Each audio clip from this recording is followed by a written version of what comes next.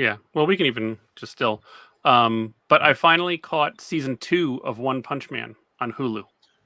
What? Yeah. Well, oh, wait a Season, second. I'm sorry. I'm season looking. 2. I'm thinking season 3. No. 3 actually. Yeah, that considering what they set up for it, I think it'd be interesting. I've been training for that, 48-hour race coming up in May. So I've got a lot of time sitting on a bike or elliptical or treadmill where I'm just starting to kind of binge stuff as I just kind of go and go and go and go. And Absolutely. yeah, I finally got through all of season 2 of that. Um, it left me a little wanting compared to season 1. Hmm. I liked a lot of the season 1 felt like the, quintessential. I think we've got something here, but I don't know if we're actually going to like get any more of it. So Right. like it was a succinct story from start to finish. It had, it crammed in a lot more of the philosophical type discussions of being a hero and strength and purpose and things like that. And I feel like a lot of that in season 2 was lost for the sake of building up the plot for what would inevitably become aspects of season 3 and 4.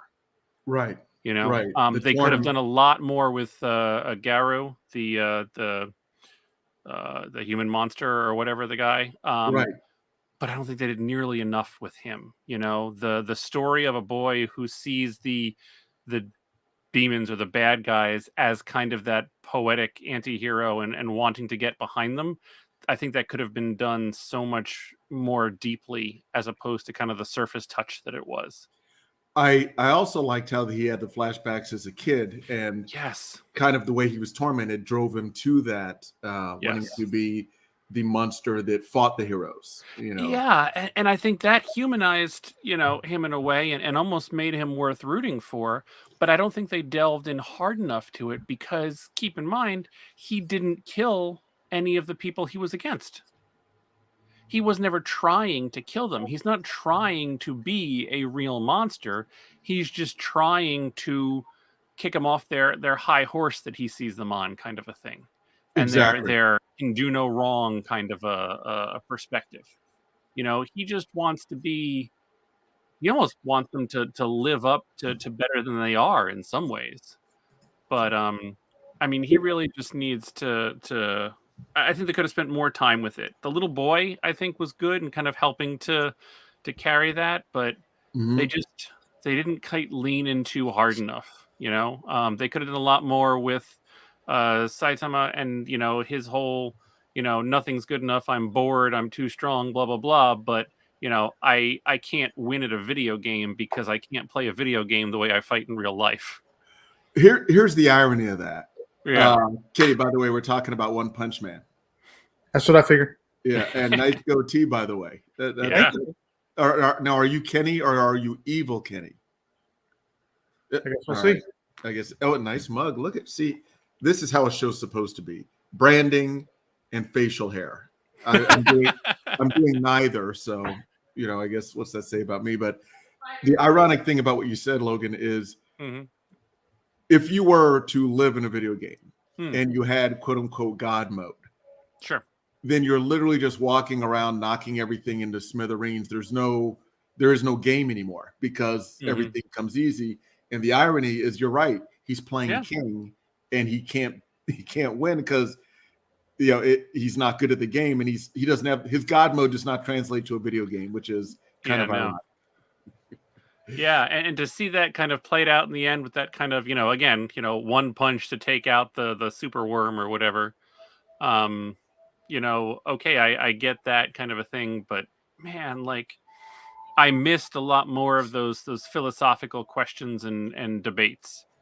King got into it with one speech and they had a couple of little kind of just undercurrents, but I don't know. I want more of what was in season 1, not just building for the future.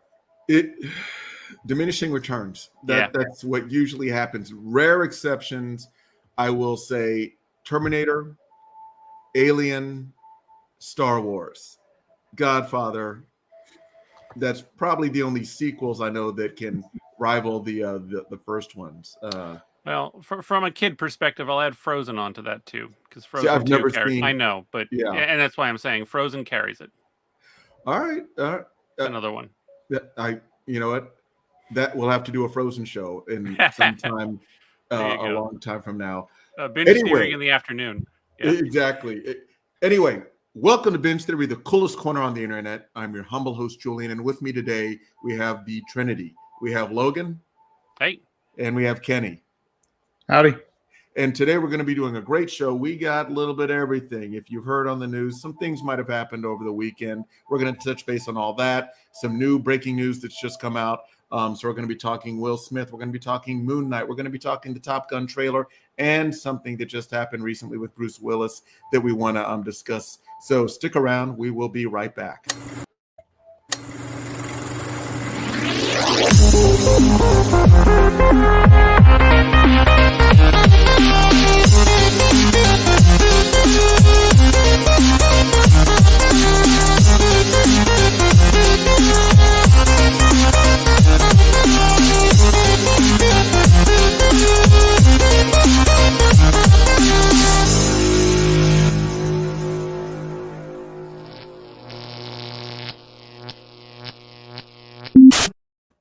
Hey, welcome to Binge Theory. We are talking about a lot of things today. Let's just dive right in. Over the weekend, we saw the Oscars 2022, and it was, let's just say the Oscars used to be uneventful. Now they're eventful. And, let's just dive right in. Obviously, there was a moment where Chris Rock was presenting the Oscar for the Best Documentary, which was won by Questlove. I definitely recommend you see that. It was a great documentary. I was able to catch it. Amazing work, especially for a guy who is, mostly a musician, but it was a great one. Chris Rock came out, and as many comedians do, Ricky Gervais, a lot of the other ones that tend to go for like the zingers, and that happens. He made a comment on Jada Pinkett's hair, essentially saying that I love you, can't wait to see you in G.I. Jane 2. Jada Pinkett has a shaved head, and she is suffering from alopecia, which I do not know if Chris did know that or did not, but he said that line. The audience laughed. Even Will Smith laughed a little, but apparently she did not appreciate that joke. He looked at her, and his facial expression changed. He walked, I'd say, at least a good 20 feet up onto the stage, and WWE style, open hand slapped Chris Rock in the face. Chris Rock did not retort. He kind of recovered and just said, wow. And Will Smith went back to his seat. Chris Rock, said, that's the greatest moment in television. And Will Smith then followed up by saying, keep my wife's name out of your bleeping mouth. And Chris Rock said it was a G.I. Jane joke. And then Will Smith repeated himself at a louder tone. Keep my wife's name out of your effing mouth. Now, I have thoughts, but I give this up to you, gentlemen, because I want to hear your thoughts first. Logan, what is your opinion on everything, all of the stuff that just happened?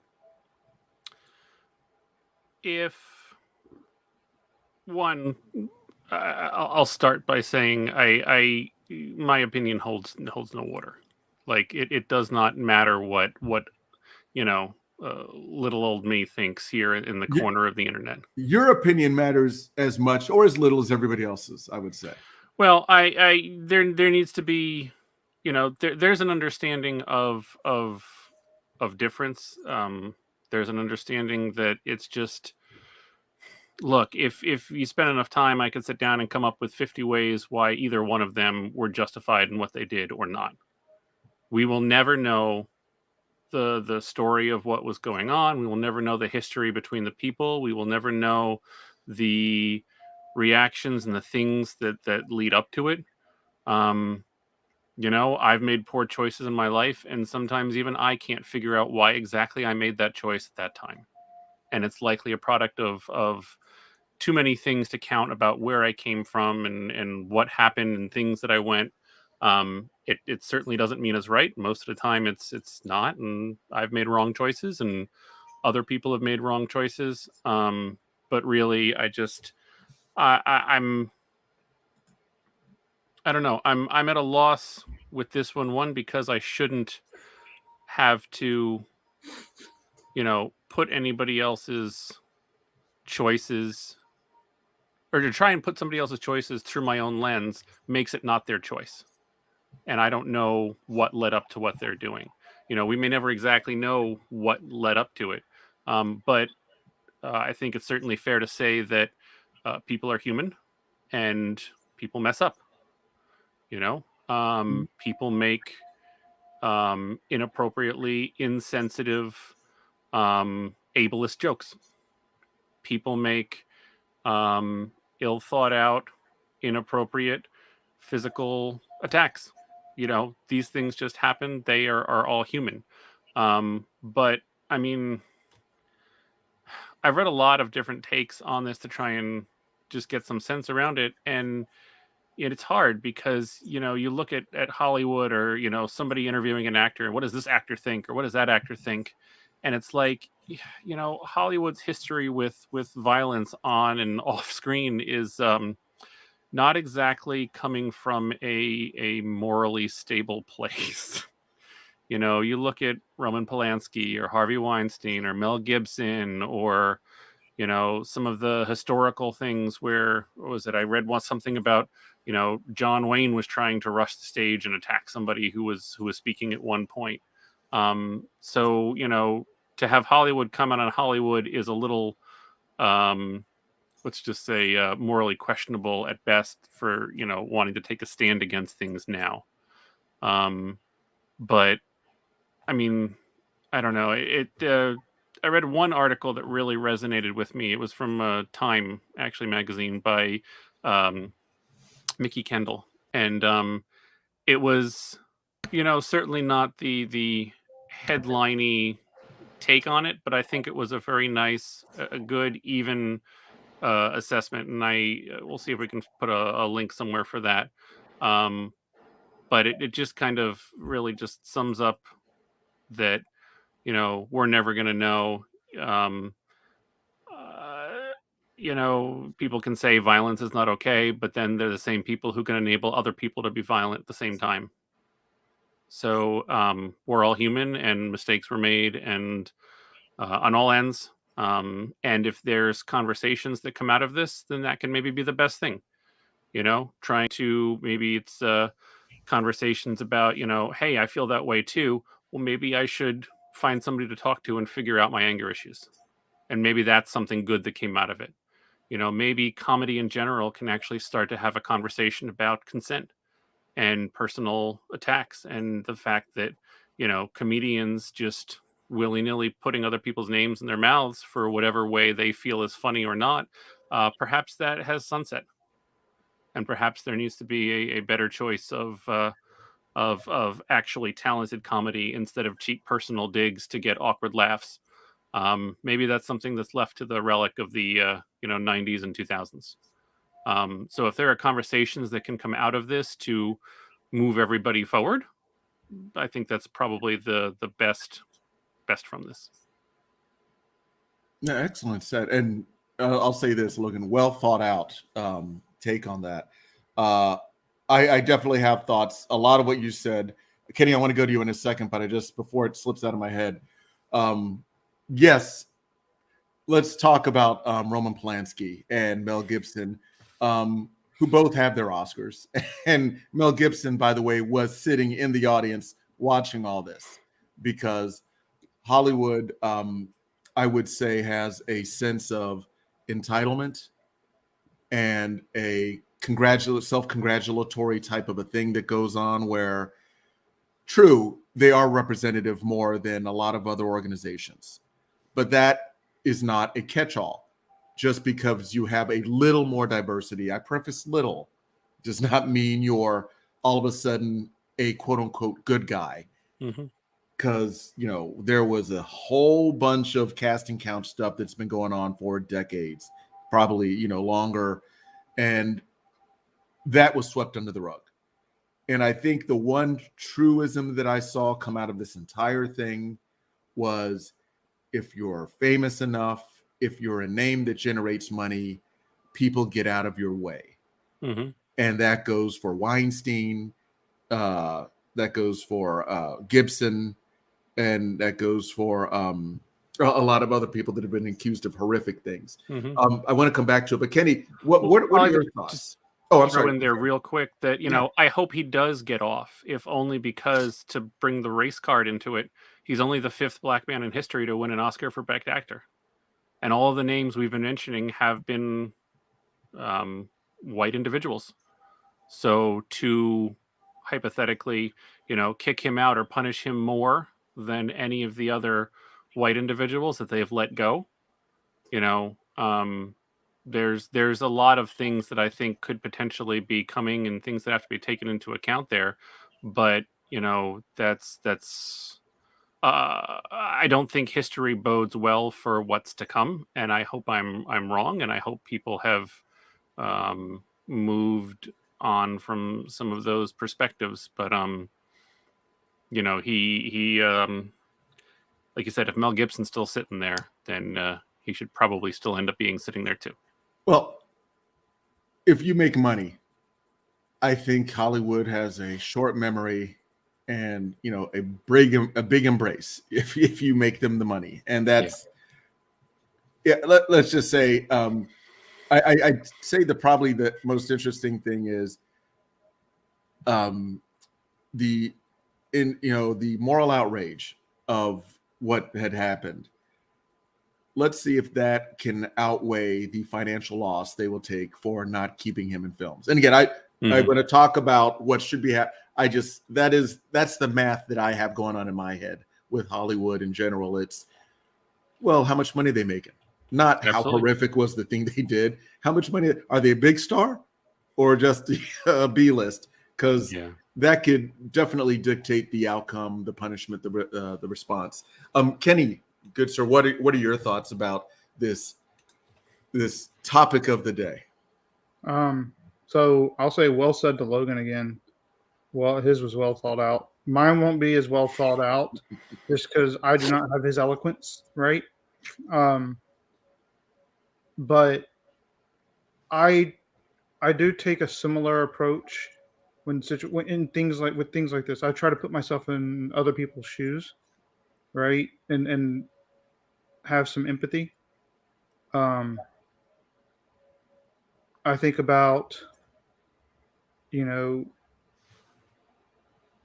if my wife was suffering from something that she had no control over and somebody was, jabbing at that, how would I feel and how would I react? Right.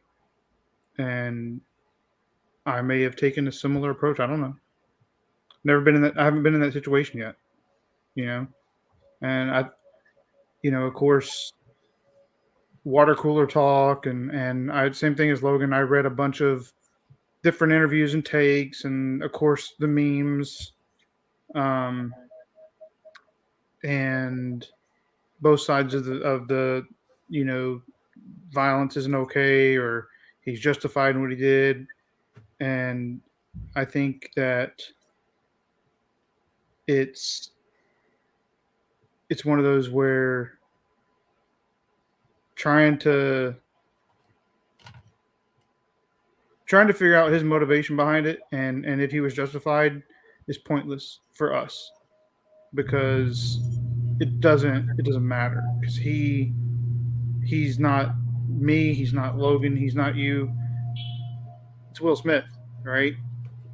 We none of us have lived his life, none of us has been through what he's been through, experienced what he's experienced. Yes, granted, he's in Hollywood, he's an A-list actor and he's made a lot of money, but he's still a human being. Human beings have emotions, right? Not all, and there's nothing that says, oh, you make a lot of money, you're a athlete or entertainer, you're a comedian, whatever, that you're no longer allowed to be human. And that's, there was talk at work, right? People talking about it, and that was something that I kept hearing from people, is how he can't make mistakes like that because he's he's on that stage, that world stage, and it's like, says who? Where does it say that once you become famous or you're on a global stage or what have you, that you can't make mistakes, you can't be emotional, you can't? That is a societal thing.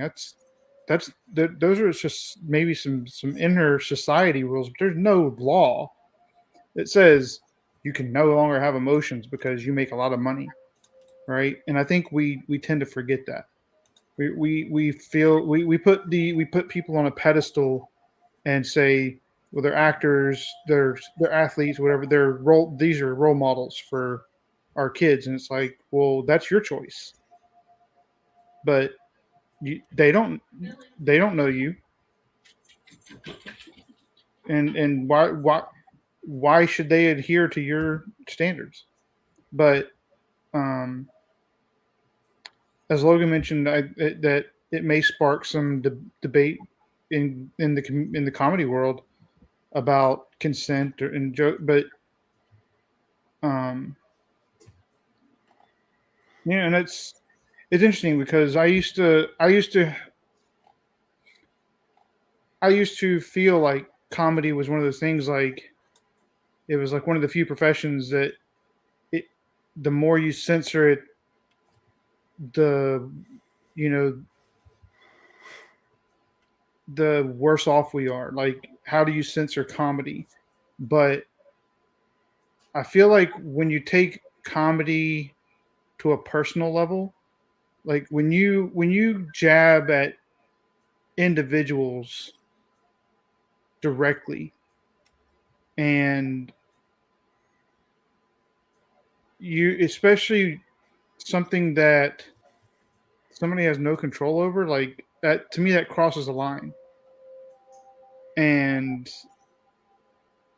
I feel like, in my personal opinion, in my little corner of the internet, is that Chris Rock crossed the line, right? I'm gonna go out on a limb and say I highly doubt that he did not know she suffered from alopecia, right? I'm gonna say I am pretty sure he knew. It's been public for quite a while. Yeah, and she has talked about it a lot. And she's talked about her struggles with it, coming to terms, overcoming her anxiety and fears about it. So, and it's, to me, it was just a poorly executed joke and a weak attempt to get a laugh. And I definitely think that, if I'm not mistaken, it's the first time something like that has happened at the Oscars, where another actor got up on stage and slapped, a presenter. But I definitely think it's interesting. I think it's going to be debated for a long time to come. I agree with Logan in that I hope that it doesn't detract from him winning the Best Actor award, especially given Hollywood's history, right? So, I mean, we'll see. We will see, sir. And well stated. I appreciate both of your takes on it. I have a slightly different take, not in necessarily at odds, but a different possible take. And Just so when you're done, I wanted to I'll add something else. Well, no, you can add now. I mean, I gotta find it again. I gotta oh, we gotta look. Yeah, I gotta look it up. So no worries. Okay, let me first off say, that I did not know that Jada had alopecia. I did not know that. And I will say this: when I knew she shaved her head, I did not know it was because of a medical condition. Honestly, they're a very fashion-forward family. They've had different hairstyles, outfits. I honestly, and also because what's her name? Tiffany Haddish also shaved her head, and the one actress I forget from Love and Basketball, she shaved her head. So I did not know the context of her haircut. Now, if I was a Chris Rock comedian or somebody who in the olden days they would call it doing the dozens, where you crack wise at people's expense, not necessarily to demean them, but that's in certain cultures just what you do. It's kind of like the dozens. Here's what I would say: if he knew that her hair had fallen out, that she shaved it because of a medical condition, which you're saying you believe, and I am in no way refuting that. I do not know. I did not hear him say he knew. I did not hear him say he did not know. I'm just saying that I didn't know. And if that was me, and not that I would be up there, cracking on Jada Pinkett like that, but I would be less critical of Chris if he just made a bad joke instead, and if he was not making a deliberate slight at somebody's medical condition. If he was basically saying, this is your fashion choice and I'm commenting on it because you live a very public lifestyle, that I'm okay with. Whether it's a good or bad joke, that I'm okay with. But if he knew that she had a medical condition and said that type of a joke, I do find that problematic. I find that crass and hurtful and unfunny 100%. Not that the joke was funny at all. And it was not, I don't think, mean spirit in the sense that he said, I love you. I can't wait to see you in G.I. Jane 2. I don't think it was said with venom. It could have just been a bad joke. Either way, knowing or not knowing, it could have just been a bad, poorly done joke. I will say this. The sense of entitlement that I got from anybody walking up and slapping somebody just because they're upset, I think there's a lot that was with that. First of all, when I say entitlement, I mean the fact that nobody stopped him. He slapped him, walked back to his seat, sat down, enjoyed the rest of the event, got up, won an award, said a speech, went back, went to an after party, and then apologized to Chris Rock for hitting him. So I find that not very indicative with the speech he gave about how, I'm supposed to be about love and compassion when you literally just assaulted somebody for whatever reason. And I will say this, though. I mean, don't get me wrong. I would say that there's a lot of things that are probably do not, like you said, I'm not Will Smith. I've been confused for him a couple of times on the street, but I am not him. He's been going through a lot. Not woes me a lot, but he has been the focus of a lot of specific things that in some cultures, and I'm not going to deep dive into the overall juxtapose, white culture versus black culture and what some things really mean to one as opposed to the other. But let me just say this, that Will Smith said in his autobiography that he's always felt weak and a victim and put upon. No matter what he portrays in cinema, he's always felt that he was, unsure of himself and he felt weak, going back to the time when his father was verbally and physically abusive with his mother. I would say, due to the red table incident that we all know about, and just a lot of the cracks that have been comments that have been going on about him and Jada's relationship over the past 20 years or however long they've been together, it's always been a topic of conversation and jokes. And that's always been a thing. I think the weight of all that is what propelled him out of his seat towards Chris. It was not that one joke, because he could have just said, if it was really that upsetting, he could have just yelled, shut up. and ended it right there. But walking up, assaulting him, and then saying "shut up," it's chaotic. And I'm only saying that I think there was a lot more going on than just that joke. I don't doubt that was the catalyst. I'm just saying that there was probably a lot of momentum leading up to that moment. And I'm completely nonviolent. I don't believe in violence. I know violence happens. I'm not, a Pollyanna about that. But let's also point out that Will Smith is a 200-pound man that is trained extensively in fighting for Ali, stunt work, etc. And Chris Rock is 150 pounds soaking wet. So I'm just saying, I don't think he would have that same reaction if it was Jason Momoa up there, or a guy that could probably defend himself. I think he took a liberty that a rich guy in a position of power, and he went up and he did it. I think it's horrible. I think he's very ashamed because he realized what he had done after the fact. And in the moment, maybe like in Logan, you were saying this, sometimes you just make bad decisions, and it was a bad decision. But I don't think it was completely without a backstory. And again, to just put it out there, Chris Rock had made jokes about Jada Pinkett in general before, when they were boycotting the Oscars a few years ago because it was Oscars so white, and like there were no black nominations whatsoever. She said she was going to boycott the Oscars, and Chris Rock hosted that night. And he said, "Well, Jada Pinkett is boycotting the Oscars.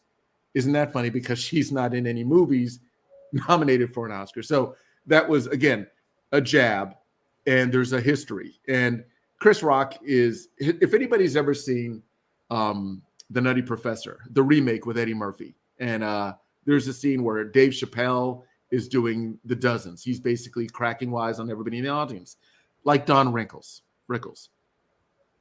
Exact same thing. And let me put it in that context. If Don Rickles was up there and he even knew who Jada Pinkett Smith was, he would probably have said the exact same thing. And I don't want to make this a race issue, but I seriously doubt Will Smith would have gotten up there and smacked Don Rickles in the face for making a joke about his wife. But that's my 2 cents. Nobody's inviting me to the Oscars, so I guess all I get to do is watch online and make comments with the other 7 billion people on the planet. Kenny, did you have the looking at? So just to add on to yours, I honestly don't think we can say for sure that if it was The Rock or Jason Momoa or anybody else that could defend themselves on stage making the same joke, if Will wouldn't have had the same reaction. If you're doing something in a moment of impulse and you're not thinking, you don't care who it is, you don't care if they're bigger than you don't care if they can beat your ass, you would still, right? I mean, I have been in those situations, especially in my younger years, right? When I really couldn't control my impulses, but I didn't care that the person I was facing was bigger than me, and I knew I was going to probably get I still defended I still, made my voice heard. I hear that. I would just say I think saying if it was somebody else up there, he wouldn't have had the same reaction. We can't say that. Well, let's say this then. Fighting somebody who's your size or bigger catches a different stigma than somebody that you outweigh by 80 pounds. So I'll say this. I would argue fighting on that stage catches stigma, period. Yeah. Oh, well, yes. I would say fighting in any regal or ritzy event. Publicly televised setting. Yeah. I would say that in general, comedians have always had to walk a line when making jokes about the audience, because there's a reason they have security at clubs. Yes, absolutely. Right? Because a comedian may make a joke about the wrong person, and that might be their night. So to me, if you're gonna crack a joke, you bet, you know, you got to if you can dish it out, you got to be able to take it. I hear what you're saying, but he didn't, slap. I'm not justifying violence, right? Yeah, well, I'm saying it's not an equal response at all. I mean, hitting somebody for saying words is not equal. It's just not. I agree. Things. I agree, but I will say that you still can't hindsight it. Oh, no. And if you've never been put in that exact situation with the exact same background and experience and life experience, you cannot say I wouldn't have done it or I would have done it this way, because you cannot honestly answer that question. And I don't think we're even asking that question. I'm just saying that assaulting anybody is wrong, and whether or not that's your impulse or not. And like Logan said, we do good and wrong things every day. Yep. Nobody's a devil. Nobody's an angel. I'm going to say, I actually think by the time he got up there to do his acceptance speech, I think all that emotion was raw, right? Oh, yeah. That was all raw emotion. I think he was already trying to apologize in some form for what he did. And, I think he just had a lot in his mind. I 100% agree. I think he had a lot in his mind for a very long time. Yep. That's my point. And to that, let's talk about the apology. It was mirandering. It was part acceptance speech, part apology. And I noticed, like everybody else did, that he apologized to everybody but the person that he hit.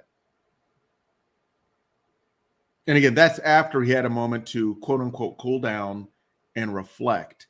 I ain't gonna lie, I can forgive that, because I have been in a situation where it took me a long time. There's been people it took me years to apologize to, well after I apologized to others for a situation.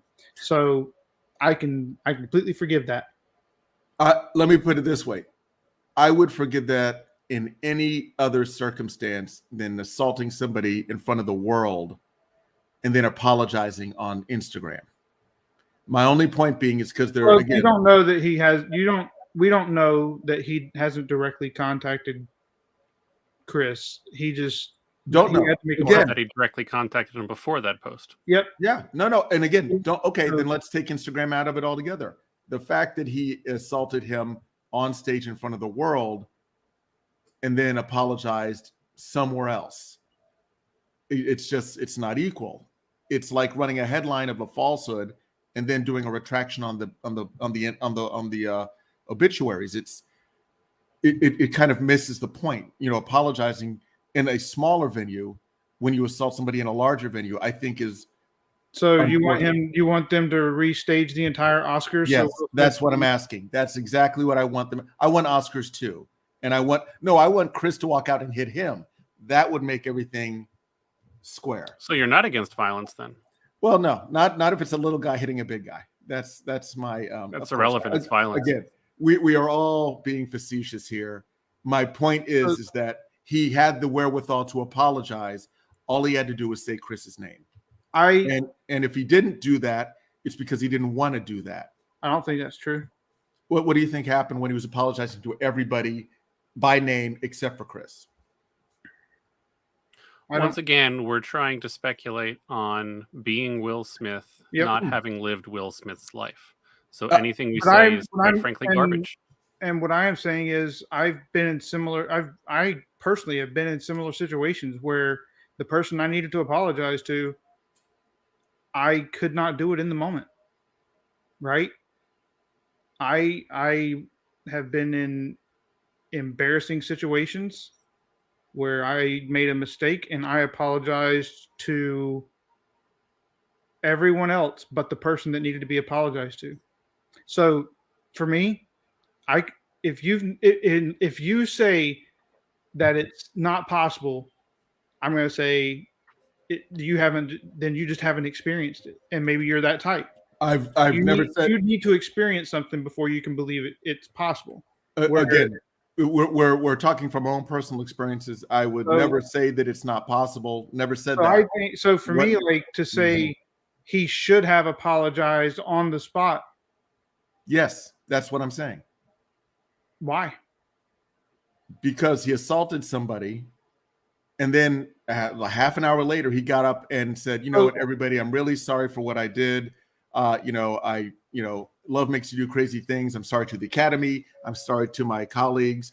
I'm sorry. Bye." Because the moment was there. Whether or not he chose to take it, that's completely his call. Whether or not he was. I think you're judging. But I think you're trying to judge. Yes, I'm judging. That's what I'm doing. Based on like what Logan said, trying to pretend that you're Will Smith and you make better decisions. No. Listen, and you're saying that you know his motivations behind making the apologies that he did. No, I've never even went close to that. What I'm saying is if I see a helicopter in a tree, I don't need to be a pilot or understand what the pilot was thinking to know that he messed up. What I'm saying is that you see a helicopter tree, it could have crashed. The engine could have failed. Not the pilot's fault. Could have been 100 things, but it obviously didn't go to plan. But the first statement you made, you said the pilot messed up. I said something went wrong. No, you said the pilot messed up. Okay, then I retract that. Now I say that something went wrong. There we go. My point being is that, yes, I think that Will Smith should have apologized when he had the opportunity on the same platform that he committed the assault. And I think, I think he was still probably too raw. Maybe that's completely his right to be. Not saying that he doesn't have any right, he had to do it. I'm just saying what my preference would have been, and that's what I would have liked to have seen. But again, we're commentators. We are. That's literally what we're doing here. We're not saying he is a horrible person because he didn't do this. He's a good person because he did do this. No, it's just we're basically sharing our thoughts on the situation. So before I forget about it, the other thing I wanted to bring up was, do either of you know who Warren Snipe is? No. So, black man that lives here in Northern Virginia. He is deaf. He, at the Super Bowl last year, 2021, and then he got selected to do it again this year. He did the sign language interpretations live, like during the national anthem, and then this year he also did the halftime show. He did and it's the reason he initially became famous was because his performance was extremely enthusiastic. He put a lot of energy into it, and then finding out that he just lives down the street, I started following him on social media, and he had an interesting take on the whole situation, and it doesn't focus on Will at all. It actually he actually focused on black women, and he talked about how joking about black women has actually been a long degrading thing, and for far too long. And it's, he said black women cannot catch a break. They're shunned from their bodies to their language, to their skin, to their hair, and so on. And they're damned if they do, damned if they don't. And I thought that was an interesting take, like not focusing on Will or Chris, just focusing on the fact that,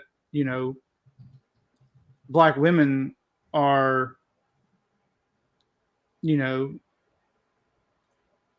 have been degraded over a long time. But I also like how he finished it, right? He said, did Chris deserve it? He says, I believe so. But publicly, I would have called him out in a different way. So, I thought it was cool. Like he was like, here's my personal opinion on it. But I just thought it was an interesting take. It was indeed. And that's the one thing about this wonderful world of instant communication. We all have takes. And Eddie, hey, and Ron, let's see. Yeah, I do think he was surprised by his own actions. I think that it's, in reflection, hopefully, like Logan said, hopefully in reflection, something better can come out of all this for all parties involved. There's nothing wrong with making a mistake. There's something wrong with not learning from a mistake. So, gentlemen, again, hot topic of the moment. And hopefully we added some new voices to this conversation. Probably not. But anyway, now let me ask you this. Guys, were you able to see Moonknight that just came out? Yeah, just watched it today. No. Logan caught it. Kenny, I know you got chores and family stuff to do, but I mean, we came straight home from work, had to fed kids, bath time, bedtime, and then dinner time for us, and then I jumped on here. So I appreciate you jumping on at least, because I wanted to so bad, because I am really looking forward to it. So, but you can discuss it. Don't worry about spoilers, because that believe it or not, I actually read a good article about spoilers. Just that for a lot of people, spoilers actually do not ruin the experience of a movie or TV, and apparently I am one of those people. That even when I have had I'm trying to think which Marvel movie. Black Panther. Black Panther was ruined for me. Well, not ruined, but it got spoiled for me. And I still I watched the movie 3 times in theaters. So if that says anything, And Ramon's giving us two toes up. Yes. I'm assuming you Do don't you have only have. Hang on, you can only point 2 toes up. Like, are you trying to say you only have 2 toes, Ramon? I think so. I think Ramon has 2 thumbs and 2 toes. There you go. So I will say, Logan, what was your thought on it? I thought it was I thought it was well done. Let me start there.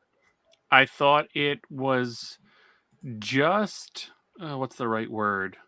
Helter-skelter, maybe enough, and just kind of off-kilter enough to keep you kind of wondering, but also able to follow along. And I thought they just rode that line beautifully. Like, there was never a point for me where I was so far lost that I couldn't follow what was going on or stuff as it was happening. They did a masterful job at the cuts between personalities, the cuts between sleeping and awake. Like, for a little while, I wondered if he was sleeping or awake. And then, I don't know, something about it just became clear that he was awake the whole time. And it just made it easy to follow and get. And it was very, very, very well done. And I think the fact that I wasn't as confused about it was what stuck with me the most. That's a good point. And yeah, just to oh yes, he wasn't bad in those. He shook off the Star Wars stank, if you will. There was nothing wrong with that, and he did nothing wrong in any of those. He was a fantastic part of those. He did what he could with what he was given. I will say that. He worked well with what he had, yes. Yes. And you know, he's been in a number of situations, whether you want to talk about Star Wars, whether you want to talk about X-Men, or other X-Men things where he's been, you know, hindered by prosthetics or story or plot or things like that. And he has always, I think, been able to find a way to kind of shine through because he's a solid actor. Absolutely. You know what? Here's the funny thing. First time I ever saw him was in Sucker Punch, which was a horrible movie. And he was good in it, but it was just a horrible movie. I've never seen that. It's basically a music video. It's on my list, but I never have. A lot of people love it though. I'll say this, Kenny. Is it like one of those that just has a cult following? Well, here's the thing: is it was done by Zack Snyder. I'm not saying that that's why it's horrible. Mm. It just happens to be horrible with him at the helm. It's basically like a live anime, which you know how that goes. The story is garbage, but it has specific action scenes, like little vignette scenes that are well done and really exciting. There's a woman who's the lead protagonist. She's wearing a schoolgirl outfit, but she's like wearing using ninja swords, and she's fighting 20-foot tall samurais with Gatling guns, and it's just it's visually very engaging. The story is horrible, but that's what I'm saying. It's basically all I know about it is it. I don't know if it's in the movie or not, but I was under the impression that it actually takes place like in her head, because she's like a patient at like a mental ward or something like that, and it's like that's how she escapes. Like the reality. That is the gist of it. She retreats within herself. Yeah. That and all of this is in her mind. Okay. Spoiler. And that still doesn't add to it. Well, let me put it this way: the only interesting thing is, is in her mind. Everything else is different.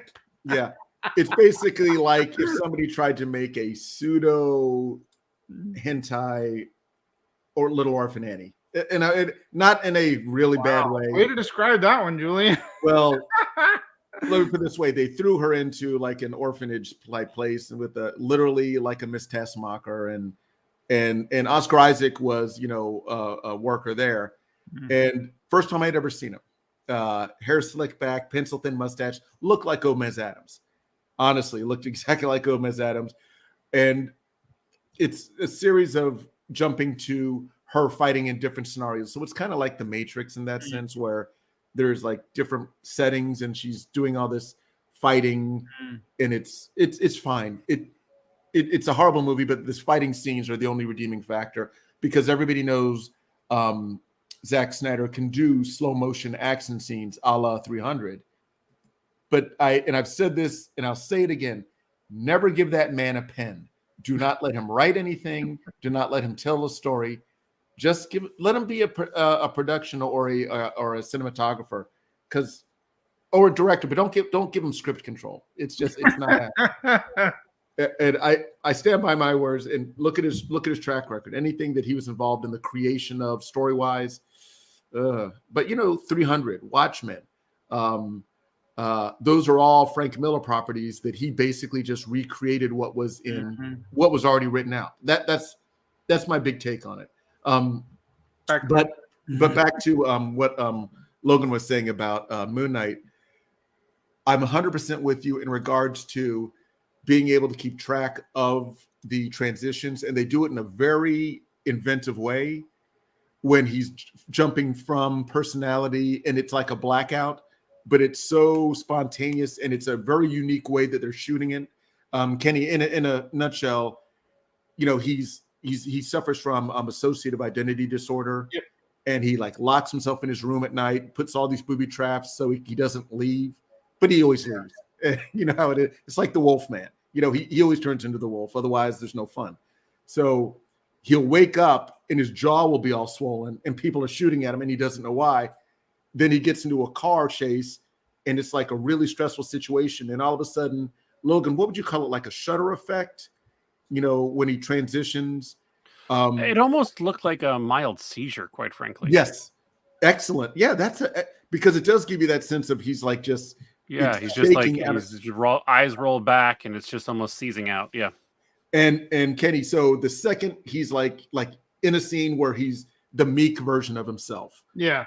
And he's hearing voices in his head that's like, oh, great, the idiot's back. So it's kind of like you need to catch up with the sensory of it, what's happening. But when you get the gist of it, you see that he's in a bad situation, and all of a sudden he goes into, we'll call it the shimmers, and all of a sudden it cuts to a new scene where the guys are like done or beat up and his hands are all bloody, and then he wakes up, he's like, what just happened? So it's like he's doing Hulk Banner but within seconds, and it's Which, really unique. It's really unique. Which alter ego are they using? Mark Spector? Yeah. Yes. Okay. Yes. And he plays a meek guy that works in, a museum, and he's like a shop runner, but he wants to be like a tour guide because he's really into Egyptian history. And I think Logan, I think I might have to start doing 3:00 watches on these. I'm really I'll intrigued. tag along for a few. Sure. All right, there you go. I accidentally woke up last night and I just said, turn it on. So excuse me. Yeah. Like I said, I got a lot of training time coming up, so I'll just keep running until about 2, and then shower, and I'll meet you online at 3. And if you stumble across Arcane while you're doing it, I mean, nobody's going to stop you. I know. Listen, Logan, all I'm saying is you've made it through the hard part. Yeah. I will say this. Well, no, I can't say there are no more kids because there is another scene. But it's not kid centric. Going from episode 4 forward. We'll see how it goes. Yeah, that's all I'm saying. I mean, it's beautiful, and the story is intriguing. It's just it's a rough setup. It's a rough setup. Man. Got that right. Very rough. Got that right. I'm looking out for you. I'm saying when you get to where it's trying to take you, it's worth it. There's one more scene that's a little hard, but we can talk about that anyway. All right, I'm getting there. Okay. Anyway, we also have in this Ethan Hawke. Who, I love everything. Who plays Arthur? What's it? Harrow, I believe is the character's name. Now, Kitty, are you familiar with the Moonknight comic book? A little bit. Yeah, I didn't know. The only source material I heard was from what was online. So I haven't read a lot of Moonknight, other than I know how he becomes Moonknight. So I don't know if they go into. I don't know how they're going to portray it in this. Like if they're going to do an origin at all. They'd have to do a flashback because they didn't show it here. So in the comics, basically he's a mercenary. He has history as like a CIA operative and I think some military time, but he becomes like a merc, and he's doing a job in like Sudan or in Egypt or something like that, and he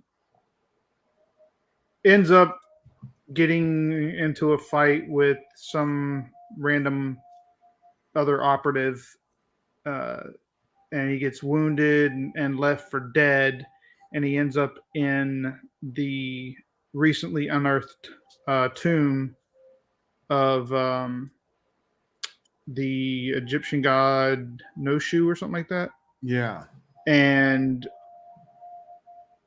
basically he dies and comes back completely healed. And all of a sudden he is, making claims that Noshu wants him to be the moon's knight, and defend the innocent. And basically he takes on different personalities as part of how he gets information from people. Like when he's fighting, criminals and organizations and things like that, he takes on multiple. So like there's Mark Spector, which is his actual name. And then there's a couple of others. One is like he pretends to be a billionaire businessman, and I can't remember the other one. But that's how the whole like dissociative identity disorder comes into play. So it's. But if I'm not mistaken, in the comics, he creates his own gear. So the way I viewed Moonknight and the way he was explained to me when I was first looking into him was that he was like the Marvel Universe's version of Batman. Yeah, that's and visually, absolutely. You can tell they're basically doing Batman, but in all white. And the story is a little shaky to me, but the series looks interesting. Right. Logan, are you familiar with the source material? Not at all. Yeah. Not one bit. I don't know if they're going to go back and show how he became. Like maybe this is like a year in, and then he'll have a flashback. Year one. Or exactly. It's Moon Knight instead of Dark Knight. How long are the year episodes? one. I have a feeling in This what was you're saying. about 45 minutes. Yeah, but they say they're going to get slightly longer, like 45, 50, 55 at the end. So There's only Par for the 6. course for a Marvel series. I don't know. from Disney. just 6 episodes. Yeah. These 6-episode series are killing me, man. I'll tell you So the reason I say that is I'm spoiled right now because since they moved over to Disney Plus, I've been going back and watching the Netflix Yes. shows. I'm almost done rewatching the 2 seasons of Luke Cage, which I really love. But those are like 13 episodes a piece, hour long. I mean, I'm spoiled by that. So 6 episodes just doesn't feel like enough. But we'll see what they do with it and how they set things up. So that's I might have to go back and catch up on the Luke Cage, the Daredevil, and the Punisher. And yeah, by the way, they're starting off with I have to do my pin number so I can see the adult version of Disney. Well, that's if you want to set it up. Yeah. You can skip it. Well, I mean, I had to set it up using my pin number, so now it's just me in my house. I don't have little kids coming up watching the Punisher blow people's heads off. Well, you shouldn't have to. Well, it I shouldn't was matter able to- then because you're never. Yeah, changing mine asked me if I wanted to profiles. create a pin number Yeah, you could just say no. down at the bottom. Really? Like, yeah, you could just tell it no. Maybe I did it wrong. Yeah. See, I'm glad I had it because I do. Oh know. yeah, My kids aren't old enough to figure that out yet. they don't want to see the hallway scene where Daredevil breaks everybody's face, or when Punisher's fighting in prison, or the bathroom, or any of the other scenes. Or Jessica and Luke going at it. Jessica and Luke. Yeah. Oh, breaking the headboard. Yes. For some reason I was thinking Star Wars. I was like, "There's a Jessica in Star Wars," but no. Yes, Luke Cage and Jessica Jones. Maybe there was. But, it's all connected. Jessica and Star Wars.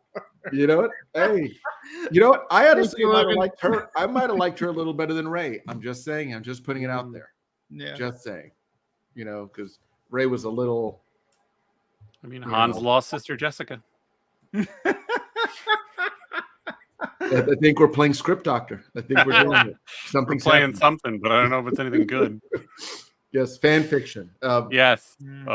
But to Moon Knight, not to go totally off the rails, but Moon Knight's character was interesting. He does a little ritual every morning where he drinks a shot of whatever and smashes the glass. That wasn't Moon Knight.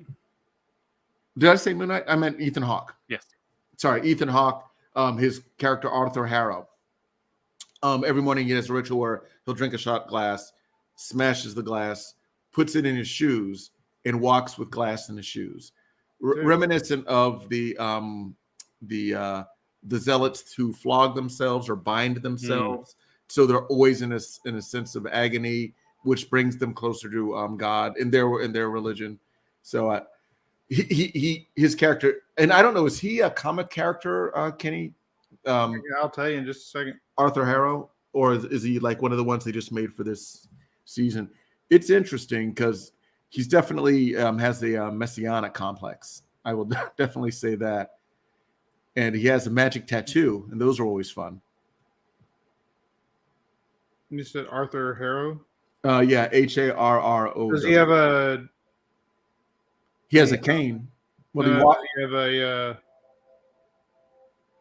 like a... what you call it name? Like a nickname. It just says Arthur Harrow. I'm not seeing him.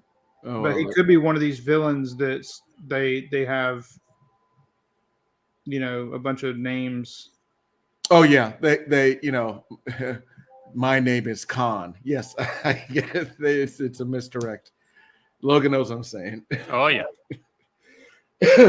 But anyway, one last thing is, Logan, I liked the cinematography. I thought it was shot like a film. This whole thing looks like it's going to be not a great film, is in regards to cinematography, but on par with a movie you would see. It's just going to be essentially 5.5 hours long. Well, it's not though, because if you think about it, if each episode is 40 minutes, 40, 50, yeah. Give or take, with some extra, deleted scenes added in, that's all they're shooting. They're just doing movie productions and chopping them up. Oh yeah, no, that to me, that's what I'm saying, is it looks like a film. And I'm glad it does, because it's hard when you see somebody in cinema and then they totally change. It's not hard, but it's sometimes it can be distracting. But the way this is shot, it looks. I can see this in a theater right now. It wouldn't be, it wouldn't look like a low production film. Yep, agreed. All right.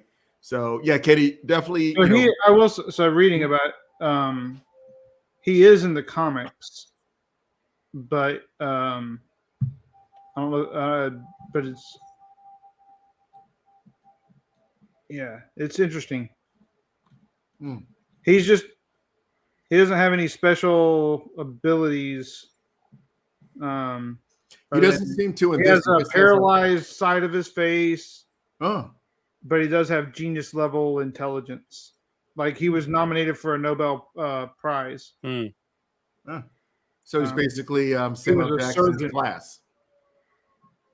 Yeah. Well, most evil villains are geniuses, right? Yep.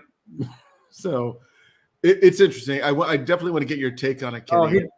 His Nobel Prize was in medicine for his work in the field of pain theory. Sure, of course. That could be like how they're linking that with the glass in his feet. Yeah.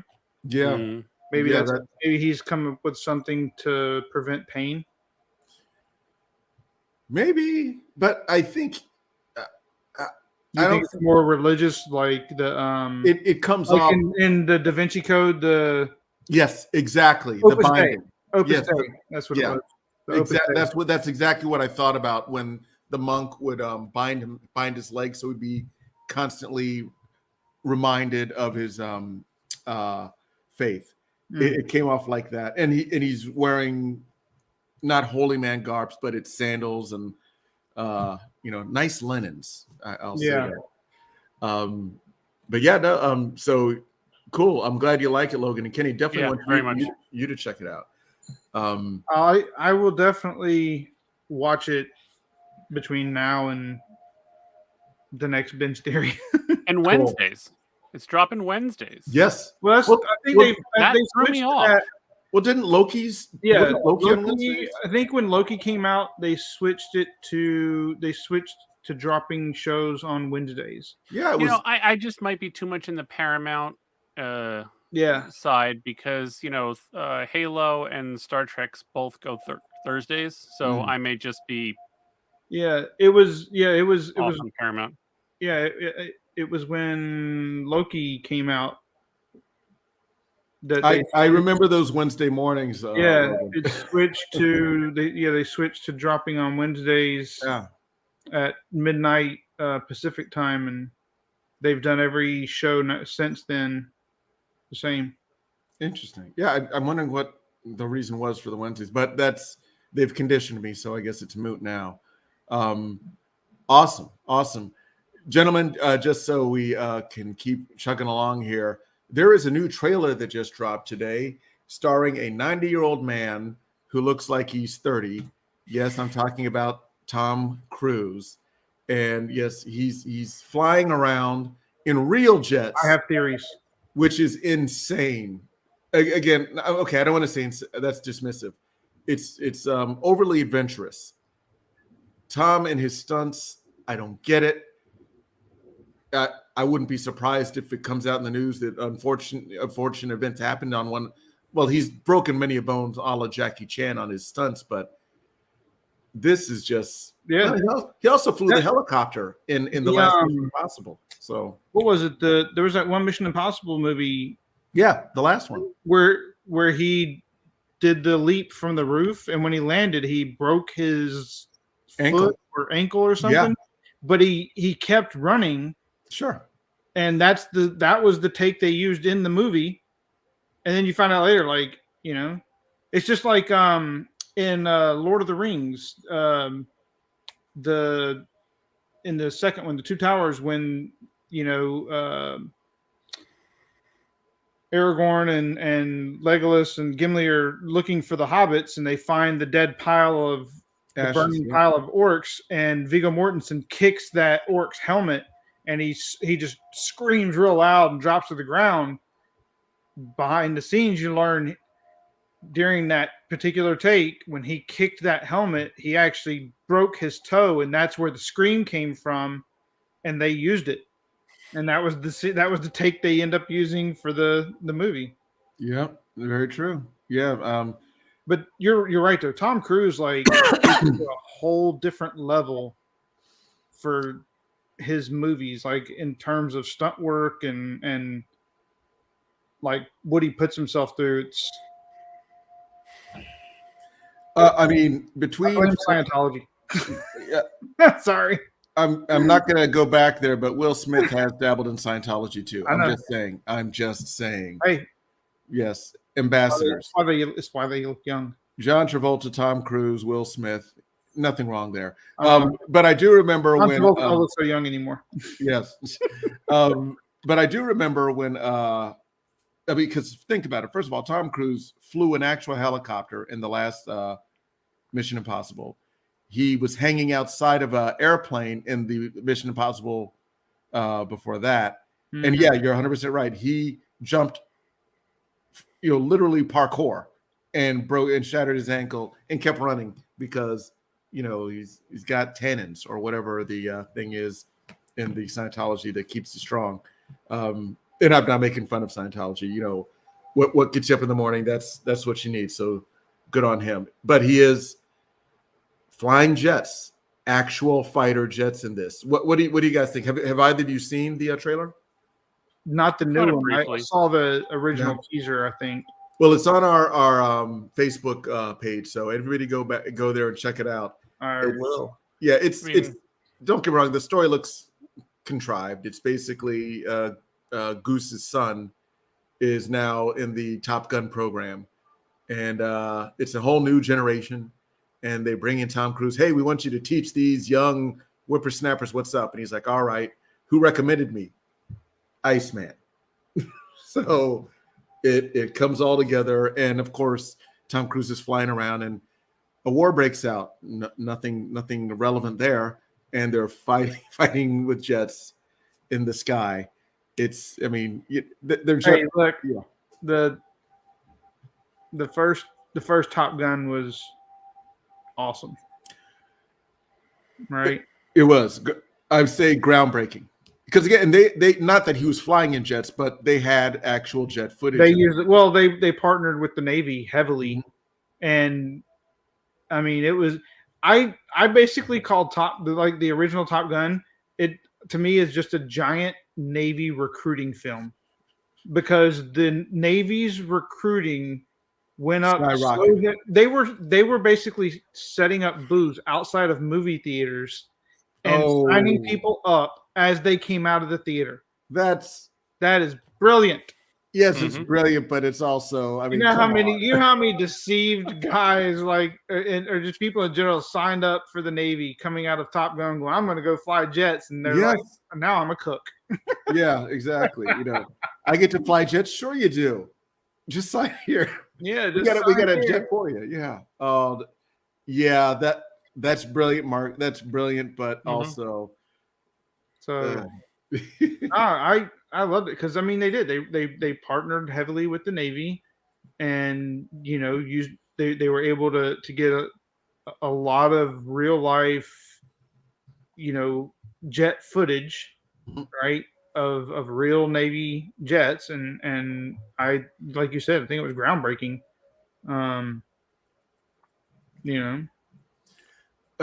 It's interesting. It is interesting. But so we'll see. I'm sure it's going to be great. Yeah, I'm sure it's going to be one of those things that you're going to be looking at it and be like, wow, I can't believe they did all of that. Because let's not forget, in the next in the next Mission Impossible, they're literally going into space. Fast and the Furious? No, Oh, Mission no. Impossible. Mission Impossible. Tom Cruise is going into space. Well, yeah, actually, I think Fast and the Furious already went in space. Yeah, they did. Yeah, Right. but Tom Cruise is going into space, And that's a new thing. Aren't you excited with new things? no, because They're he's gonna not film the going next into Mission space. It's a Impossible. movie.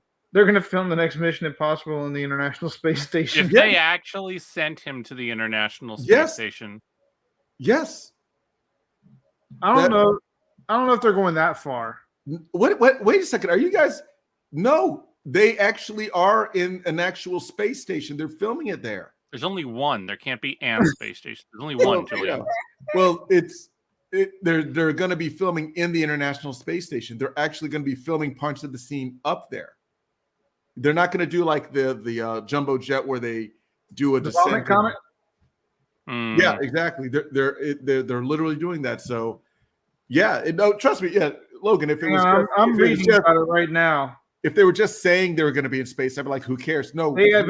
So, Tom Cruise and Doug Liman have been approved to travel to the space station, according to a 2020 to 2023 manifest. Of course. I mean, if they weren't actually in space, nobody would care. That's, So this is par for the course. They will go. This said they would go in October 2021.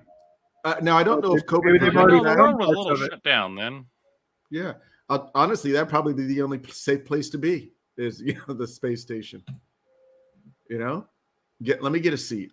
They probably don't have to wear masks up there. How come Bezos isn't inviting us to go? Because he doesn't have a space station. He just has a dick rocket. Well, it is. It's phallic. I'll give you that. It is very phallic, but I don't know if that's the official brand that they're going with. I don't believe that's trademarked. No. Yeah. No, but they should now. Well, yeah, I used to ride, sport bikes. Bezos, a lot. Right? Yeah, I used to ride sport bikes. You owe Logan crotch rocket. $50 million. Exactly, Logan. Exactly, crotch rocket. There you go. Exactly, Logan. Crotch rocket. Did you say crotch rocket? Well, yeah, that's what we're trying to say. Is I used to like ride Logan's better dick rocket. Yes, it's quite the branding brainstorm we're having here. I bet you Elon Musk would do it.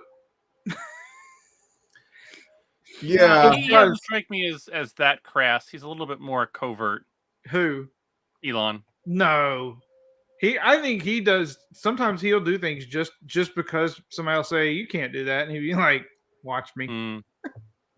You did make the boring company with flamethrowers, so I don't put anything. Yes. Yeah. All right. Yeah, I mean the trail looked fine, but So, wrapping it up, Tom Cruise is doing things that he should not be doing at his age for our entertainment. So buy the tickets so he can, fill that hole that's within him that gives him pleasure, by putting his life in jeopardy. So good stuff. And something that just came out in the news today, and I wanted to talk about it because it is rather sad. And it actually plays into what I was seeing before, and we never talked about it. But there was like a rash of Bruce Willis movies in this past year. And I mean like 10 of them back to back to back to back. It's like he was not turning down a role. And it turns out that he was diagnosed with, I believe it's pronounced aphasia. I think so. Yeah. And that apparently impacts your cognition ability. So eventually he would not be able to act or talk or sing or the things that he loves to do. So I think this was his effort just to get as much out as he could, but I think he's officially retired now, which is The family basically made the announcement. Yeah, that it's unfortunate. I mean, that's very. Not that all diseases are the same or conditions are the same, but what does Dudley Moore have that kind of forced? That's a good question. Yeah, because I knew he had something that I don't know. Ironically when it starts to set in, makes you seem like you're drunk. Hmm. You know, and that obviously one of his notable characters was Arthur, an alcoholic. I'm gonna quick ask Google. Google's always there for us. I'm waiting for my implant so I can just, the Binge Theory implant. It'll be a quick reference to all things games, movies, television, etc. Hang along. I was while you're doing the looking up Dudley, I was reading more about aphasia. So Yes. Johns Hopkins experts explain that it's more of a language disorder than it is a cognitive illness, because essentially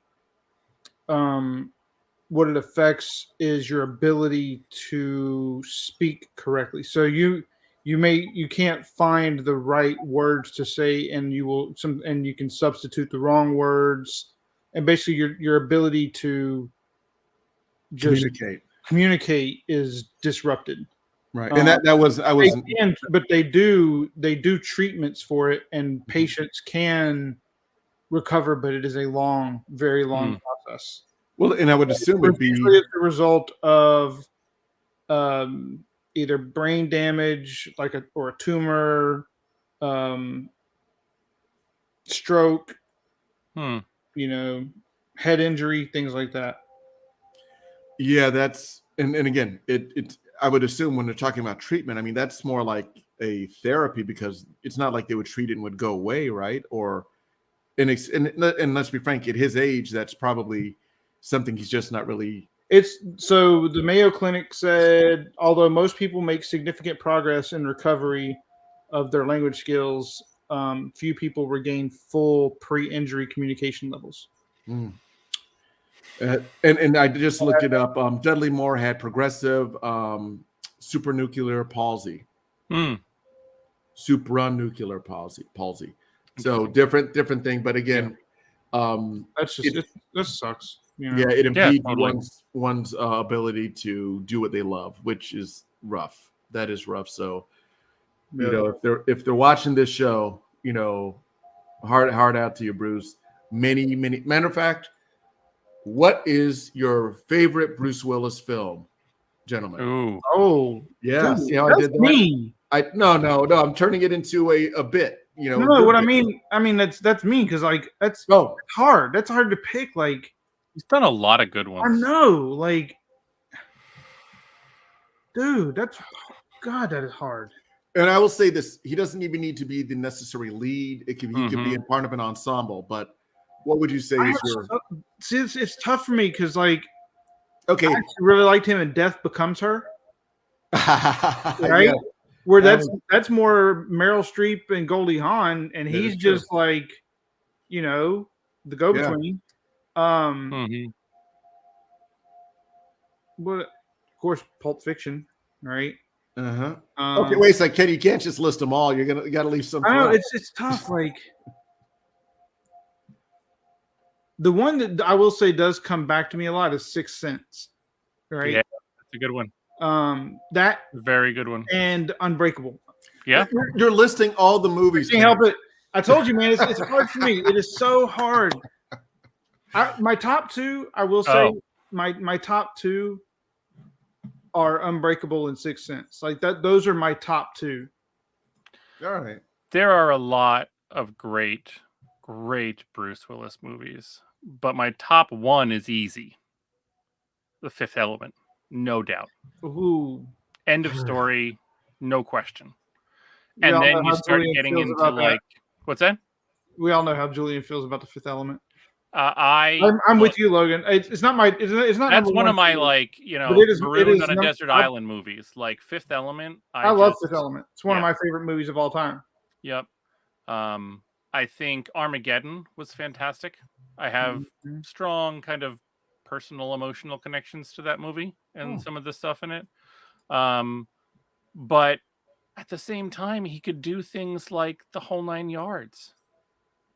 where it was hilarious. Yes. He had such a comedic timing for a dramatic action actor Yeah. that it just, It worked. it elevated the stuff that he did. Oh, That was fantastic. There's one I forgot too. Mm. Anyway, hang on. Let's hear Julian's top Bruce Willis movie, and then I'll throw in some more. Well, it's easily G.I. Joe Retaliation, where he plays Hawk. I mean, that's Oh just my a God. given. I mean, come on. Uh-huh. No. I'm with you on most of the ones you guys saw. I did like him in Looper a little bit. Looper was good. Yeah. Oddly enough, I liked him in Moonrise Kingdom. He did like a little part in that. I liked him in Sin City. Yes, that was another one that's high up there. Sin City for sure. Yeah, because to me, that was the first time where they kind of addressed him getting older, and he was like, kind of not in his prime, but yeah, and he was, so Looper, Sin City, and don't get me wrong, Die Hard holds a place in my heart just because it came out, in a certain time where, it was just a really well-made movie of its time. So it's a great heartwarming Christmas movie. Oh, there you go. Controversy.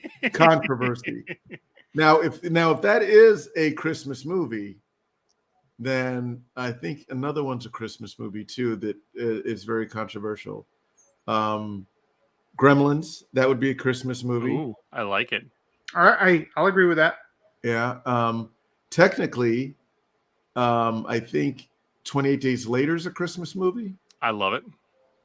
And I'm not sure. The only reason I say that is because when they made it into the apartment, it was covered in Christmas lights. But I think that was just to signal people, the survivors of the zombie apocalypse. But it was 28 days, not 28 weeks, so it's got to be close enough. Another good Bruce Willis movie, Lucky Number 11.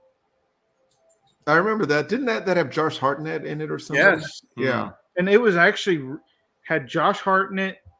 So Bruce Willis, Josh Hartnett, Lucy Liu, Ben Kingsley, Morgan Freeman. I might have to see this again. Fantastic cast. Yeah. And I actually really liked Lucy Liu and Josh Hartnett's, chemistry on screen. Like whether it just felt good. Like I didn't like she was like Lucy Liu was like you thought she was a really goofy person. And it was just it was good. And love that movie. I liked him in Surrogates. I don't think everybody hated it. That.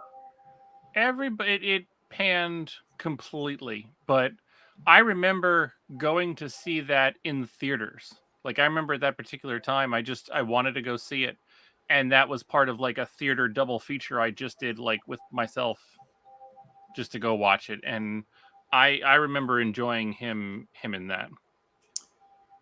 Yeah, Rosamund Pike was in it. James Cromwell was in it. I mean, the story wasn't spectacular, but I liked him. Yeah, the critics were not kind to it. Nobody was kind to it. But what about Mercury Rising? Yeah, that's where he. Remember, this was with the kid that. The math kid. Yes. He cracks the NSA code. Like that was great. That was one of the ones I remember watching actually with my father and my family. Like we had that was kind of like a living room movie where we watched that one, and that one was enjoyable. That has fun memories too. You know one I did like, and it was back in the days of the sexual thriller genre. It was called The Cold Light of Day. And it basically, him and this ridiculously attractive young woman, and it was like he was colorblind, and it was like a murder mystery kind of a deal, but it basically Basic Instinct, but with him in it or something like that. It was really interesting. I'll give you one where he's not in the film at all. Look Who's Talking. That good one. Nice. That is a good one. He does really fantastic Voiceover work, yeah. Voiceover work. Right. Over the Hedge, right? The animated movie where That's he plays right. the raccoon. He's really good. He did. But yeah, look who's talking. I remember, when I saw that as a kid, I had no clue that was who Bruce Willis was, at the time, but I thought it was funny. Yeah, no, so yeah, there's so many good Bruce Willis movies, man. He was also in Planet Terror, that Grindhouse film. Yeah. Now, was that Rodriguez or Tarantino that did that? It was Rodriguez, because Tarantino did Death Proof. Yeah. I actually saw that, the double feature in theaters. Good, best way to see it, because if you're like trying to do the whole nostalgia, they did like the intro trailers and stuff like that, and it just made you feel like you were in a Grindhouse theater. So,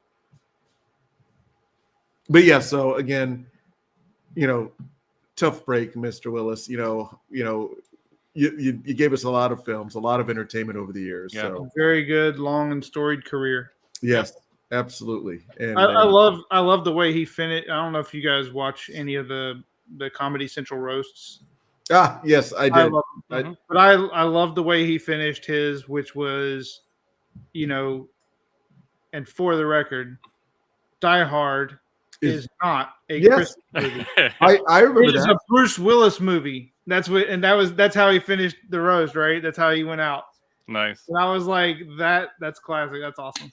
Also, don't forget, not a good movie, but total 90s schlock, The Last Boy Scout. With Damon Wayans. Yes. Yep. Yeah. It was not a good movie, but was that Michael Bay? Because it looked like a Michael Bay movie. It could have been. Yeah, like so oversaturated with colors and so many. Last Boy Scout, right? Yeah. Because again, this is Tony Scott. No, Tony Scott. Oh, all right.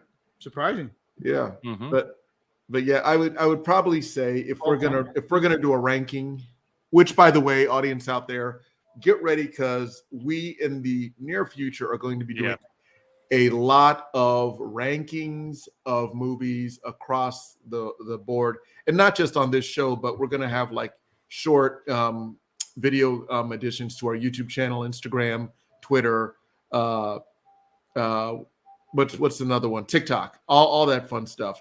Just a quick rating, so you can see the entire library of every movie ever made in the history of man, and what we think of it. So stay tuned for that. We're gonna break the internet. All right, but yeah, I would probably say my go-to, instead of just listing a whole bunch of the ones I like, would be Pulp Fiction, just because it's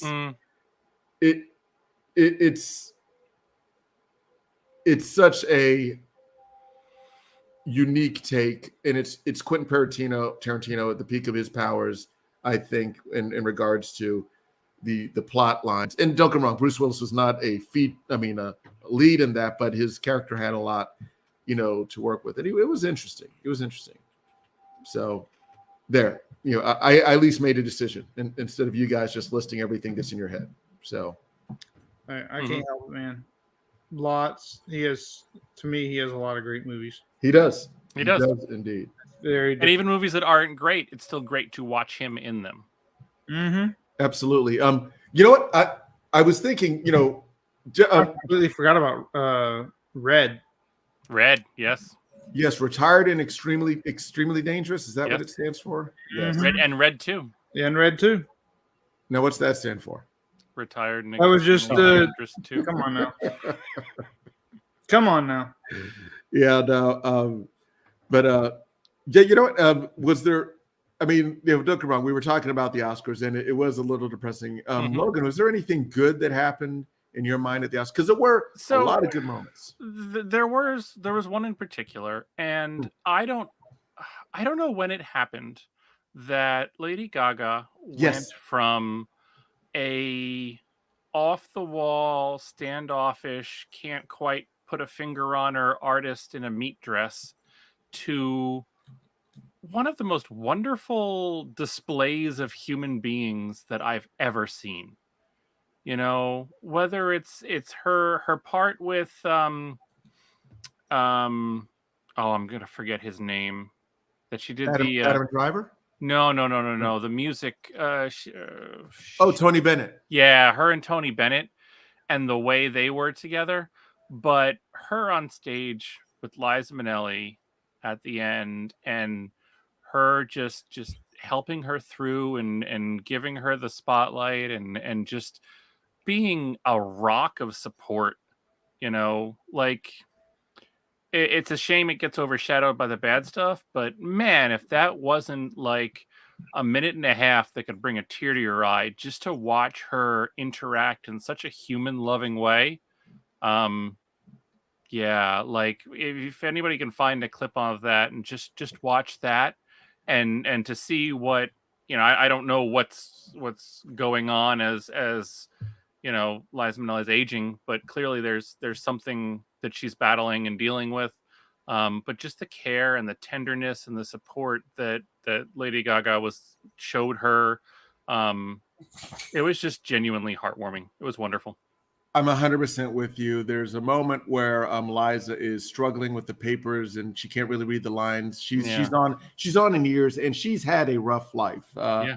Daughter of Julie Garland, and just a lot of ups and downs in her life, and she's struggling. And Gaga grabs her hand and says, "I got you," and it's just heartwarming. I love humanity. Yeah, and that was a beautiful moment. If I can double down on that, please. Also, I want to go see Coda now, because the best supporting actor. Seeing that speech delivered, I'm going to point this out that they only did the ASL during his speech, not during anybody else's. I found that a little Hollywood, and let's show how inclusive we are right here. One moment. But anyway, and also Ariana DeBose or West Side Story. And I did see West Side Story. Have either of you haven't caught that one yet? It's on the list, but it's not yet. It was good. It was good. And I don't even think I saw the original all the way through. I mean, I've seen clips of it, but this was good. I wasn't a big fan of Aaron Elgort. Ansel Elgort. He's just a little wooden for me. Okay. I think I had the same impression with him in Baby Driver, and it hasn't changed. He's a very good looking young man. Well, it can't be any different than Russell Crowe in Les Mis, can it? Oh, well, let me put it this way. Russell Crowe cannot sing. And the irony there is he has a band and he can't sing. I think he has one of those bands that you give famous people so they can feel good about themselves. But no, he has no business standing in front of a mic. And whoever put him in Les Mis, I hope they're enjoying their new career, because that was just a bad casting decision. I could out-sing him on Les Mis, and I'm saying that matter-of-factly here on the internet, so it's documented. But Ariana DeBose had a beautiful acceptance speech for her Oscar for supporting actress, where she was talking about, growing up in the back of, and it makes me feel old because it's not that old a car. She's like growing up in the back of this model car and, being a queer girl, not feeling that I fit in, but, just, and she referenced the song, there's a place for us. And she goes, just to let you know, if you have any doubts of who you are, something along those lines, just let you know there's a place for us. And I love inclusivity and outreach and humanity. And excellent point, Logan. Those were the true highlights of the Oscars. The true highlights, yes. Yes. And I wish we would have done an Oscar show, not for obviously the news stealing reasons, but just so many great nominees. Let's real quick. We won't belabor it, but Encanto, I never saw that. I want to see that now. I've seen that. It was pretty good. Yeah. All right. It was really good. Yeah. All right. I also want to see Flea, because that was nominated. Flea. Just these are the best animated features. There was Raya and the Last Dragon, which for some reason I thought that came out a long time ago. It came out last year.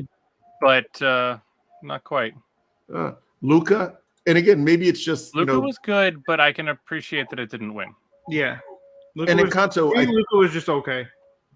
and correct me if I'm wrong, but Encanto is where everybody has superpowers but one person, and then which is arguably her superpower. But yes, but it's done in a really good way. It's not like people are superheroes, so to speak. Right. It's a very, it's a nice kind of small town family story. All right. I definitely, I'll put that on the list. Is it on anything streaming or Disney Plus? Done. Disney Plus. Yeah. I will add that to the list and give it a review. It is pretty good. But yeah, I want to definitely see Coda. I want to see. Have you either of you seen? Well, I know the answer. I saw Nightmare Alley. Neither of you guys saw Nightmare Alley. No. You would really appreciate the craft that went into this. I mean, it's first of all, I didn't realize it was a remake of an actual 1940s film, and it's just done very well. It's it's definitely like kind of a noir thriller. Bradley Cooper, which I hate because he's good in everything he does. He's in it. He is. Exactly, and Kate Blanchett kills it. Rooney Mara's in it; she's good. Ron Perlman, even Willem Dafoe is in it. It's just a great cast and an interesting story. Not they say there's only 36 stories. This one I honestly have not seen. I mean, it pulls off a lot of things, but it's just a very interesting kind of a twist journey of a character. So I definitely recommend checking it out. What else? I did see. I was surprised Dune made the list, to be honest, for Best Picture. Oh, I was assuming because of score and or cinematography, I would make sense for those, but a picture. Yeah, that's. It was good. I enjoyed it. I'm glad we're getting more. I think it deserved to be in a number of categories, but I'm surprised it made it for that one. There you go. That you never can tell. Sometimes it's yeah. I do also want to see, and I don't know why I haven't seen it yet. Power of the Dog. Oh, we got to guess. Speaking of Power of the Dog, perfect time. Introduce us to the little one. What's this? Oh my. Okay. Cut. You're okay. Oh, it's Millie. Millie. Millie. Oh, see, you're making me want to get a dog now. Mm-hmm. How about I just take Millie for a week or so? You can go right ahead. Yeah. Oh. You'll give her back. Oh, Logan, do you have any pets? My wife has one cat that kind of came with the marriage, and I think she's almost 15 or 16, so she came with everything. The cat came with everything. Though we have been talking recently that we're in the market for some kittens. The kids are about the right age, and our existing cat is about the right age. So we're looking at a couple kittens soon. Oh, there we go. Cats we'll have to have a pet show where everybody. Totally. Cats are one of those, like, you don't really have to do much because cats are like, I'm going to do what I want. Yep. Like, when I want. That's pretty much why we're getting them. We travel locally, but, multiple hours and staying overnights and stuff. So a dog is not in the picture right now. And cats generally won't overeat. Like, if you leave food out for them, they will not overeat. Yep. But if you left an entire bag of dog food out, gone in one sitting. It is gone, and they will be sick. Yep. This one acts like she never gets fed. Oh. Yeah. Oh. Well. Let me just tell you some other films I've seen. This will be my quick Julian's recommendation of Oscar-nominated films that I have seen. I have seen Drive My Car. Very, very slow burn, but beautifully crafted. I drive my car every day. Yeah, there you go. But I think this is a slightly different, type of film. It's you can set up a GoPro and make your own movie, Drive My Car. But actually, I don't even need to do that because I don't actually. Did I tell you guys I bought a Tesla? yes, Oh. yes, you did. Yeah. So I don't need a GoPro. The Tesla it records. Really? You put it. You can turn the cameras on, and as long as you got a hard drive that'll contain the video footage, it'll record. Well, you need to do that, dude, and set up a binge drive camera and just drive. Go driving and People can watch me. Yeah. Yeah. Well, let me quick say, so Drive My Car was a very interesting film, very long, felt very long. I saw King Richard. It was good. I'm not going to take anything away from that. It was a very good film. I saw Licorice Pizza. What? Now, after seeing it was good. It was definitely a Paul Thomas Anderson movie. Yeah. Soundtrack that just drags you back in. Mhm. Bradley Cooper was in this too, and he was great in it. And actually, I was not aware that the lead actress was one of the members of she's in a band called like Halsey or something like that. And she's like Halsey, I thought was a person. Halsey is the person of she's okay. a one-woman act. She's in a band. Haim. The band is called Haim. Oh, Hain. Okay. Yeah, sorry. Yeah, that she's in a band called Haim with her sisters, but she's in this, and the way he brings people that are not quote unquote Hollywood actors and just because they have natural teeth and blemishes and stuff, and it feels authentic. And I found out after the fact that her character was like 25 and the male character was like 16, which is not the best love story ever, but it was a well shot film. Not taking away from craft just because I don't agree with the morality of it. Let's see, what else did I see that has been nominated? I did see Belfast? No, I did not. I want to see that, but it just you know what? I think Batman just kind of ate up all my time. I've seen Batman 4 or 5 times, and I told you why the first. Yet. You haven't seen it at all yet? No, I haven't had a chance. I get that. I get that. And Logan, I'll tell you this: I'm not gonna even suggest that you go to the theaters because I got sick in the theaters. So anyway, so yeah, those are my recommendations. Watch, with precautions, take precautions, or just wait till they stream. But anyway, guys, great episode. Do you have anything to say to the fans before we disembark back to our normal lives? Keep watching. Hey, give us recommendations. Let us know what you want us to talk about, and if you actually want to hear us, go back and forth on. 100%. All right. Well, again, thanks everybody for watching us. A lot of crazy stuff going out there, but you can always come here for sanctuary and joyful conversation based on your entertainment needs. So don't forget to take care of each other, take care of yourselves, and as always, if it's worthwhile, it's worth binging.